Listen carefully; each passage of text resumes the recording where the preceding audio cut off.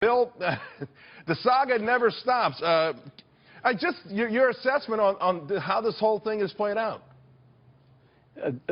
Charles, I'm somewhat baffled by the whole thing. I guess what the director did in October on 28th was inform the Congress, as he said that he would, if anything came up that he had to re-examine additional documents. The conclusion today is that, no, there's nothing changed.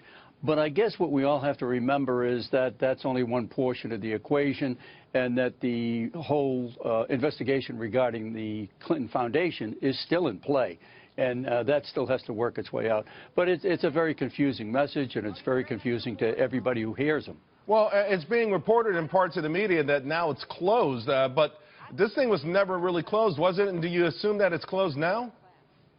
Well, you know, as the great philosopher Yogi Berra once said, it ain't over till it's over, and I don't think some of the players have put their cleats on yet.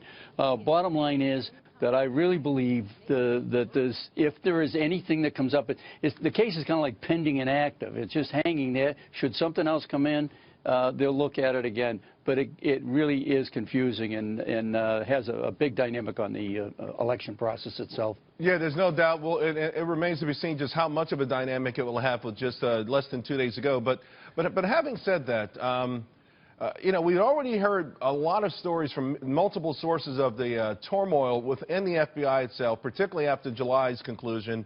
And then more recently, suggestions or hints that a lot of pressure coming from the Department of Justice, James Comey's boss, and even President Obama publicly talking about this. Is there a chance that there was just unremitting pressure on James Comey to come up with this statement today?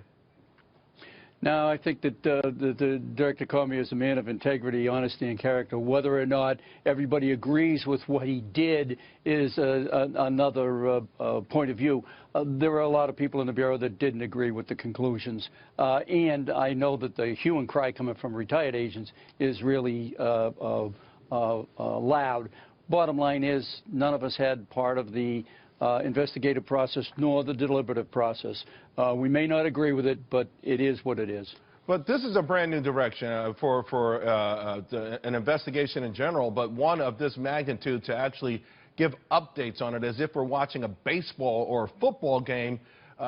So where does this leave the FBI from here going forward?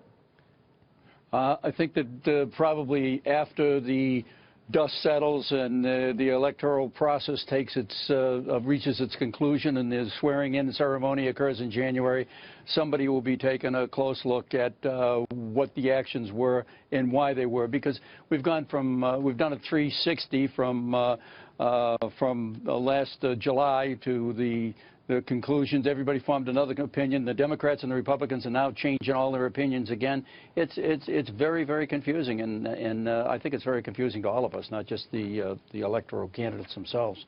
Bill, Gavin, thank you very much. Really, really, truly appreciate your expertise on this.